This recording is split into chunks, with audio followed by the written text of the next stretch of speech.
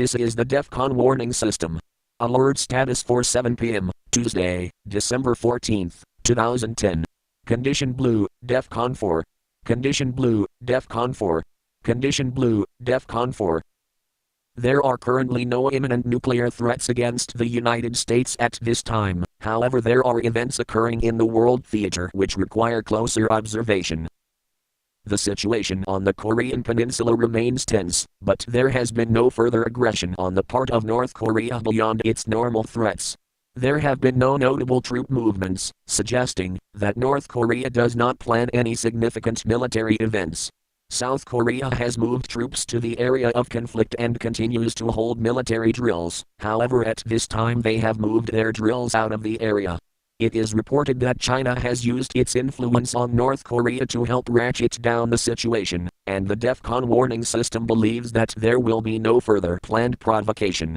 It should be noted, however, that tensions remain high and that an intended escalation is still a possibility. North Korea continues its unimpeded advance in nuclear weapons by establishing a light water nuclear plant as well as in confirmed reports of 4 additional uranium enrichment sites. In response to continued developing situations, Japan has called for tactical nuclear weapons in South Korea. North Korean Defense Minister has stated that North Korea will use nuclear weapons against its enemies. The United States was caught off guard when China revealed 25 models of unmanned aircraft, demonstrating rapid development of the technology. One model was demonstrated in a video attacking a U.S. carrier. In an attempt to further assert its dominance in the region, China has dispatched its fastest and most sophisticated patrol vessel to the disputed East China Sea. Further, China has planned to provide Pakistan with another nuclear reactor, while Turkey conducts further joint exercises with China and Russia signs a military cooperation agreement with the country. Additionally, and alarmingly, China has been able to maneuver 2 satellites close together, a technically difficult achievement, one which is useful when designing killer satellites. New war fronts develop further, as internet traffic was rerouted through China servers, compromising secure data transactions including government and military transmission. In response to a potential cyber attack, the United States has established the U.S. Cyber Command, which is responsible for protecting military computers from attack. The U.S. military has also expressed concern about economic warfare and has begun planning war theories along an economic attack. The Defcon warning system regards U.S. economic vulnerability to be extremely high and likely to increase even further due to the continual expansion of U.S. national debt. The United States, for its part, has forged ahead with a deal to sell to Saudi Arabia fighter jets and helicopters despite questions about the stability and loyalty of the country. Further adding to the holes in U.S. defense, sophisticated tunnels have been found on the southern U.S. border, which are difficult to detect, allowing unfettered access to the United States. Windmill farms, scattered across the country, have been found to produce holes in radar defenses, providing blind spots for enemy aircraft to traverse. New windmills are being produced which do not cause this effect. The U.S., to appease the Russians, will offer Russia access to military satellite data in exchange for Russian participation in a European missile defense shield.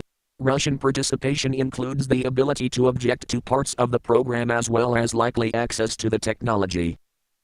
Iran remains the center of attention in the Middle East, as the U.S. investigated reports that the country is sending medium-range ballistic missiles to Venezuela, which some have characterized as the 21st century Cuban Missile Crisis. Further, Iran also continues completely unimpeded in its nuclear progress, as the country announces that it has become completely self-sufficient in the nuclear fuel cycle, and has fueled the Bushehr nuclear power plant. Iran is also developing a large fleet of suicide ships, packed with explosives in their hulls, to ram enemy vessels. One other event of notable significance occurred during this reporting period. India has successfully tested a short-range missile capable of carrying a nuclear payload. While intended to defend against its enemy Pakistan, it represents yet another proliferation of trigger technology. The Defcon warning system is a private enterprise which monitors world events and assesses nuclear threats against the United States by national entities.